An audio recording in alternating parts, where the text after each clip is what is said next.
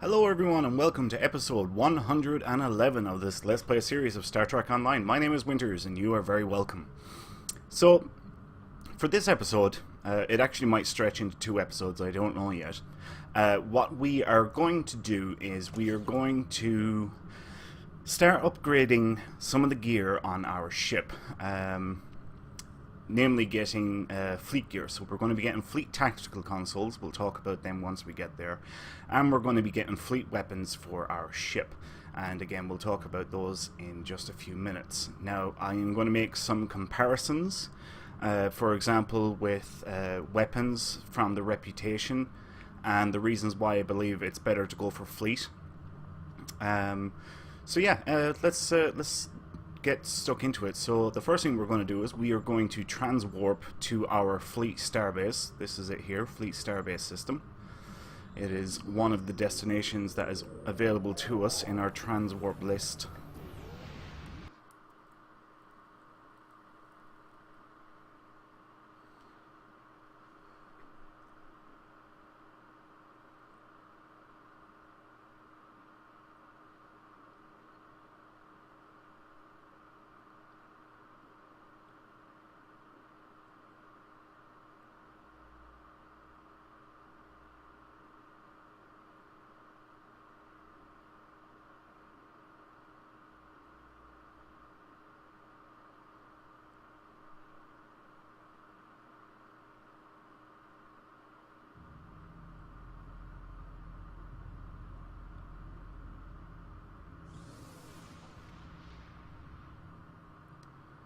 So here we are at our fleet starbase.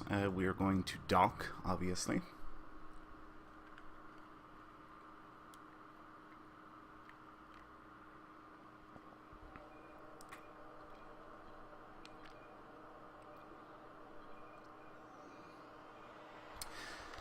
And we're going to go up to the vendors that have some fleet gear, which is down this direction. It's actually down this ramp here that we're heading towards now.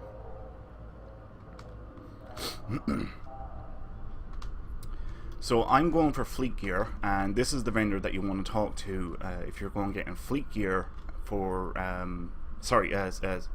fleet space gear. This one has fleet ground gear, and this one has buffs, and then you have the tailor here. So anyway, we are going to talk to this guy now. Let's see, how do I want to start off with this? Alright, so fleet weapons. These are advanced fleet weapons, and if we scroll down through the list, you'll see there's anti-proton, chronoton, disruptor, phaser, photon torpedoes, plasma, polaron, quantum torpedoes, tetrion, transphasic torpedoes, and tricobalt. So there's a full list of advanced fleet weapons there. You do have then elite fleet weapons, which are here. Now, there is only one damage type for elite fleet weapons, and that is phaser. Only phaser.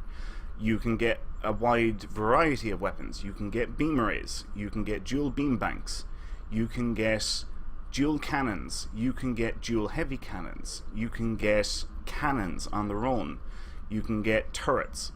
So there's something there to suit everybody. The different varieties, so like this is a phaser array, this is another array, this is another, and this is another. The difference is the modifiers. So for example, this one has accuracy, that's what the ACC is, damage times 2, that's what the DMG is. This one is accuracy times 2 and damage. This one is crit D and damage times 2, crit H and damage times 2, and it follows that format all the way down. If we look here at our first dual beam bank, again it's accuracy times 2 and damage, crit T, damage times 2, and so on. Now, the difference between elite phaser weapons, since there is only phaser, and elite or advanced fleet phaser weapons, is the elite ones come with an extra proc ability. If you look here, it says down near the bottom, 2.5% chance plus 54.8 shield regeneration on successful attack. So the elite fleet weapons can help regenerate your shields as a sort of side effect from firing them. The damage output is lower on elite fleet weapons as well. Now, the other thing to take note of is there is one less modifier on them.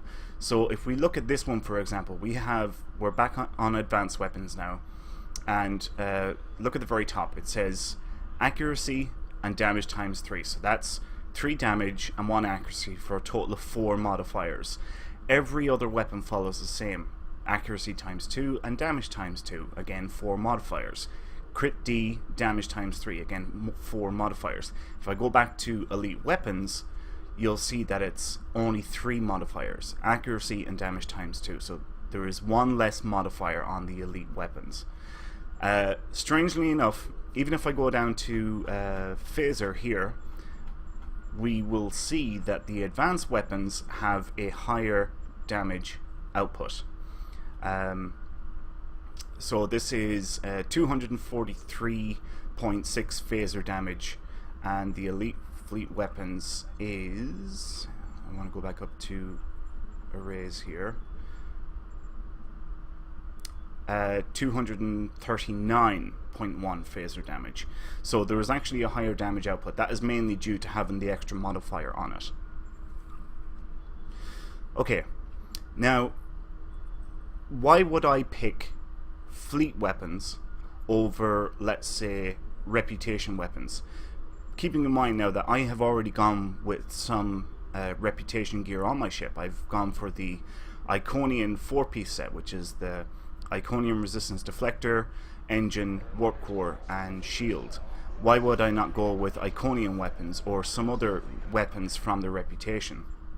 So if I go on reputation, I can click on any of the different types of reputation. I can click on store, and that will open up the store for that particular reputation. So if I scroll down here, let's pick dual heavy cannons, because I'm going to be going for dual heavy cannons. One thing is that reputation gear that you purchase, the highest quality you can get is very, very rare. Alright, so the quality scale goes common, uncommon, rare, very rare, ultra rare, and epic. That's the scale, going from the lowest up to the highest. All reputation weapons that you buy are very rare. All fleet weapons that you buy are ultra rare. The other thing is that being that they're very rare, they only have 3 modifiers on them as well. If we look here, there's an accuracy times 2 and a damage, that's 3. Accuracy times 2 and crit H, again 3. Accuracy times 2 and crit D. And it follows the very same thing all the way down. So there's only 3 modifiers versus the 4 modifiers. Now some people will argue once you get the reputation weapons up to ultra rare, it will get a 4th modifier. Granted, that is 100% accurate. You will get another modifier. However, it is totally random what you get, and the worst modifier is accuracy. That is by far the worst modifier that you can get. This one here would be the best weapon that you can pick, which is crit D times 2 and damage. The way the modifiers work in a scale from highest to lowest would be pen, so penetration. You can only ever get one of those mods. Crit D, damage, crit H, and accuracy. That's the way the modifiers work. So this would be the best one that you can get here. Crit D times 2 and damage. Now here's one of the big things. Look at the cost. It's 19,125 dilithium for each one of these. Okay? Keep that number in mind. 19,125. Now if I go back to the fleet vendor here and I look at any of the weapons, but just for pig iron, I'm going to go down to fleet phasers. So we're disruptor phasers. Okay. Let's see. This will be the best that you could get from the fleet, which is crit D damage times 3. Look at the cost: 10,000 fleet credits and 8,500 dilithium. Now, even if you only ever earn your fleet credits from donating dilithium to your fleet, you're still buying cheaper, higher quality weapons from the fleet. Does that make sense? So, if I was to earn those 10,000 fleet credits from dilithium, so basically I donate 10,000 dilithium to my fleet and I get 10,000 fleet credits back, and then it costs another 8,500 dilithium for that one weapon. That has cost me 18,500 dilithium compared to the 19,125 that it cost for a single weapon in the reputation store. Now I'll close out of this and we'll pick just randomly pick another reputation, and dual heavy cannons, 19,125. Let's have a look at beams, 19,125. Let's pick a different rep. This is the standard throughout all the reputations. We're on dual heavy cannons here, 19,125. Normal cannons, 19,125. Beam arrays, the very same. Beam banks, the very same. So reputation gear is more expensive to purchase than fleet gear, and it's one quality lower than fleet gear. And keep in mind, a lot of people hesitate to put dilithium into their fleets, but when you think about it that way, I can earn 10,000 fleet credits from making a 10,000 dilithium donation, boom, and then it costs another 8,500. I'm saving dilithium there, even though I've earned all my fleet credits from dilithium, and all the weapons are the very same. 10,000 fleet credits, 8,500 dilithium. Makes absolutely no difference. Now the other thing is to keep in mind, and we'll talk about this a little bit later, is reputation gear, doesn't matter what it is, if it's weapons or if it is a deflector array, a warp core, like this board kinetic cutting beam. Reputation gear across the board is more expensive to upgrade compared to fleet gear. Fleet gear is the cheapest gear to upgrade in the game. So you can purchase the fleet gear at a cheaper cost and you can upgrade it at a cheaper cost as well. Fleet gear, rule of thumb, is 2 times cheaper to upgrade compared to reputation gear, or reputation gear is 2 times more expensive to upgrade compared to fleet gear.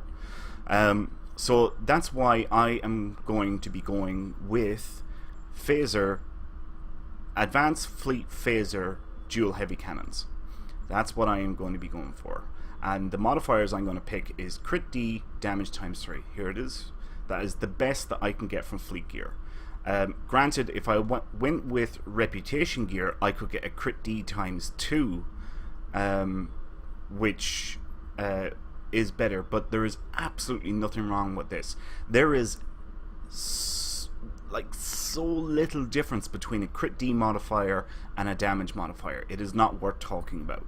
So this is the best gear that you can get, and in my opinion, fleet gear is it's the gear to go for. Now if you're a min-maxer, you might want to craft and try and get a crit D times 3 or a crit D times 2 and pen, but it is so hard to get those modifiers, hence why they're 70,000 EC on the exchange, or not 70,000, 70 million EC on the exchange. They're so hard to get. It's not worth it. Trust me, it's not. We've been doing all the content up to this point with Mark 12 gear, and I mean, like, look at this. This is uncommon. This is rare. These are very rare. I'm going to be upgrading to ultra rare. Okay? And we're going to start upgrading this stuff to Mark 14 very, very soon. So, in my opinion, definitely for casual players, just go with fleet gear. If you don't have the fleet credits or you find it hard to get the fleet credits, just throw dilithium in, because in the long run you're still going to be making a saving compared to if you went with reputation weapons.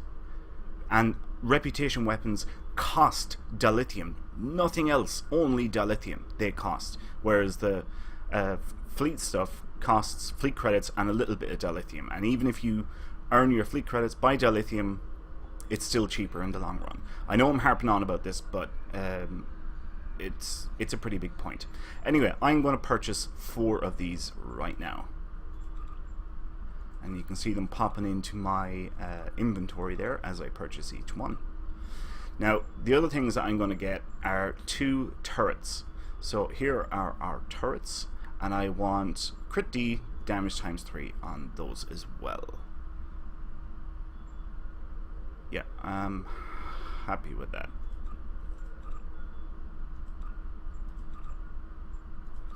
Okay, so let's 423. That's quite a big upgrade. We're going from let's say this one here. Is that right? 396.6 to 423.8. That's quite an upgrade. Yeah, definitely quite an upgrade. Okay, so I'm going to start putting these onto my ship. And bear in mind that this stuff is Mark 12, ultra rare. Okay, so I've skipped the very rare quality and I've gone straight up to ultra rare, and I only have 1 quality improvement to get. Basically, there's one more step after this, which is epic. Alright, so you can see here this reputation stuff is very rare. The next step up is ultra rare, and the next step up after that is epic. So I've only got 1 more step to go, and trust me, getting quality upgrades from ultra rare to epic, or from very rare to ultra rare to epic, is very, very hard. I mean, if you had a full loadout that was all very rare, alright, let's say if you went with all very rare stuff from the reputation store, weapons, space set, consoles, you're looking at anywhere between 3 and 4 million dilithium to get everything up to epic quality. It is absolutely ridiculous, but that's only for min-maxers. It is not needed to play the vast majority of content that is in the game. You can get away with Mark 12 gear and not even upgrade it up to Mark 14 if you wanted to, but we are, because we've got the dilithium and we've got the fleet credits, so we're going to start upgrading some of our gear. Anyway, that's that taken care of. We've got the weapons, we've got our space set. The next thing that we're going to get is tactical consoles, fleet tactical consoles, and they have to come from the fleet. Simple as that. Alright, no two ways about it. Your tactical consoles have to come from the fleet, and they come from the fleet spire. So what we're going to select here is transport to other fleet holdings, and we are going to pick the fleet spire. And once we get there, we'll talk about the fleet tactical consoles and why they have to come from the fleet compared to other tactical consoles.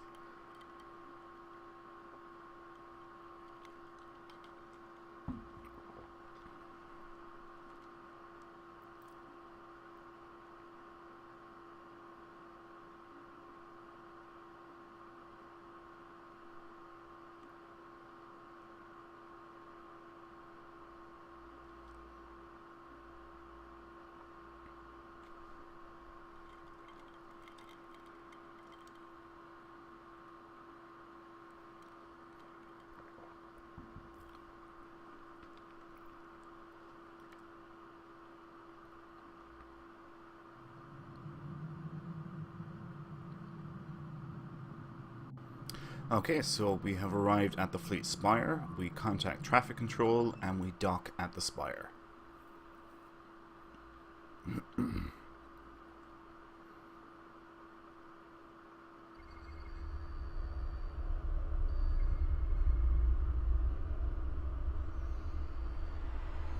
Okay, so this is the Fleet Spire.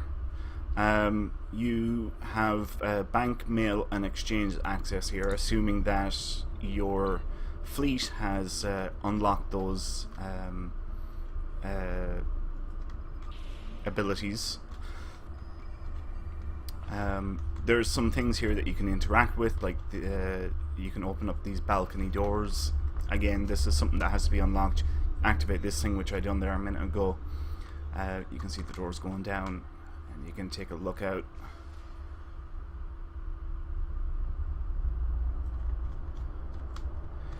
And over here is a shipyard. Some things that you can get from the fleet. Oh, lower view screen. That's the other one. You can see the view screen comes down here. So anyway, you can purchase some ground gear here, which is primarily kit stuff, kit frames and kit modules, purchased from that particular vendor. From this vendor you purchase the space stuff, which is primarily tactical consoles and warp cores and singularity cores. You can also purchase some pets from here as well, and then there's some buffs that you can purchase for they only affect flight within the Dyson Sphere, the Solanae Dyson Sphere. Anyway, these are fleet tactical consoles, and the difference between these tactical consoles and these tactical consoles is, we'll highlight over one here. We can see here we get a plus 0.1, or not 0.1, we get a plus 1.6 critical chance from these tactical consoles. That increases as you upgrade the tactical consoles. These ones give a plus 8% crit severity. Again, that increases as you upgrade the tactical consoles. So that is the difference between the two different sets. Now, what we want to purchase is ones to jack up our crit chance. I want to increase the crit chance on my build quite substantially. And there are different types of tactical consoles. There's a huge variety of them here. So this one increases beam weapon damage. Overall, it doesn't matter if it's phaser, tetrion, polaron, plasma, it doesn't matter. If they're beam weapons, this console will boost them. This one is for cannons. Again, doesn't matter if they're phaser, tetrion, plasma, anti-proton, disruptor, doesn't matter. This one is for mines, this one is for torpedoes. Now, here we get into the specialized ones. This one is anti-proton, this one is chronoton, disruptor. We want this one, phaser. And let's look at the numbers. Plus 31.9 phaser damage. Okay? Now, keep in mind, this is what I want to select. This very rare console is plus 30.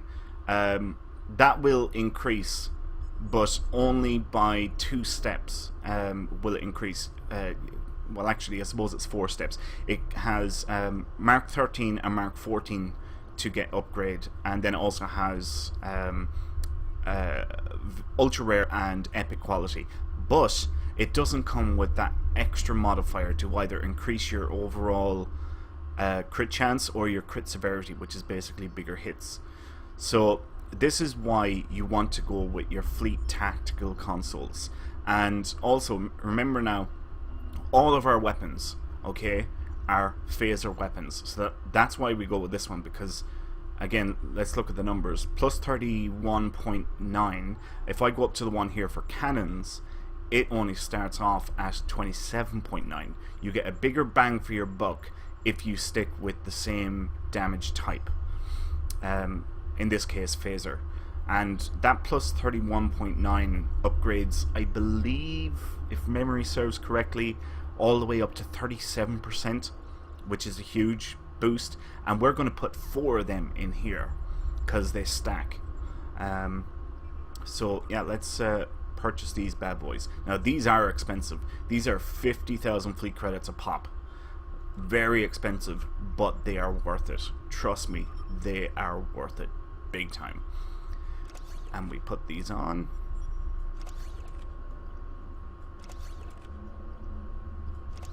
Boom. Excellent. Yeah. Let's see, what else have we got here? We've got some advanced fleet warp cores. We are not going to purchase any of these because we're using the Iconium one. We have elite fleet warp cores. If you are purchasing one, you will go for the elite one, not the advanced. We have advanced singularity cores and elite fleet singularity cores, and then these are some pets that you can purchase, swarmers, if you are flying a carrier. This is where you can get elite obelisk swarmers from, and elite pets are the highest quality pets that you can get. Some of the things that you can get from here, and this is something that we will be purchasing, but just not right away. We'll purchase this later on. Actually, I need to open up this here. Or wait, no, I don't. I need to open up this one. This is the one that I need to open up. Okay, so if I open up my duty officer window and click on roster, we can see here we have this tab that says active space, and this one here that says active ground. Now basically what this does is you can put a total of 5 duty officers onto active space duty. And if you look at your list of duty officers here, you can see there's some text.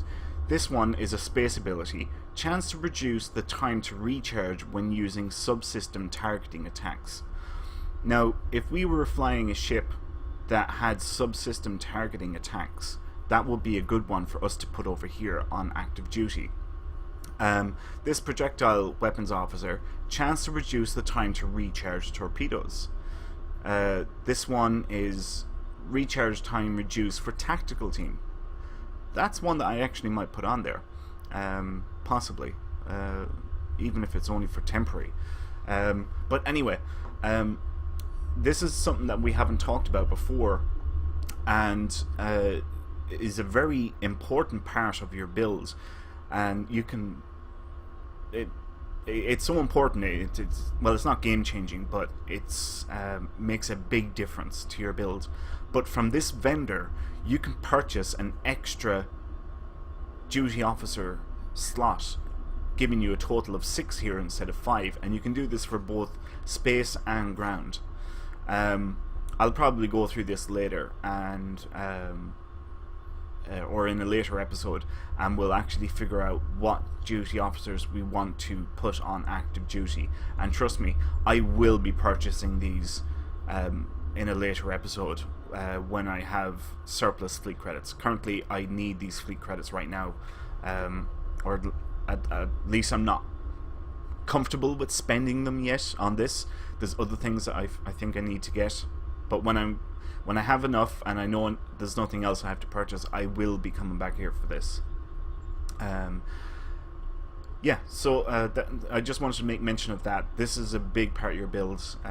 In a later episode, we will talk about that in much greater detail. It'll probably require us to purchase some duty officers off the exchange, actually, for the ones that I'd be going for. Yeah, alright, so we can close that down. Let's see, I think that's all the gear that I need to get. I will be replacing this console later on with an item that we get from a story mission. I'll be replacing this one as well, actually, with another item that we get from a story mission. So, with the exception of those 2 items, that is our ship gear 100% finished, with the exception of these 2 items. Yeah, I think so. Yeah, it is. So, we can talk. Actually, do you know what? This episode has gone on long enough. I'll end it here, but our next episode, what we will talk about is actually upgrading this gear now from Mark 12 up to Mark 14 and beyond. That'll be our next episode. So yeah, we'll leave it there for now. Thanks a million for watching, folks. I hope you all enjoyed it. If you have any further questions, feel free to comment below, and I will do my best to answer any questions that you might have. I think I've gone through pretty much everything there, especially like, you know, you need to go for fleet tactical consoles, and then the differences between reputation gear and fleet gear. So yeah, thanks a million for watching. I really appreciate it. Please leave a like, comment and subscribe to the channel. That'll help me out enormously. Thanks a million for watching, and I will see you next time. So until then, take care.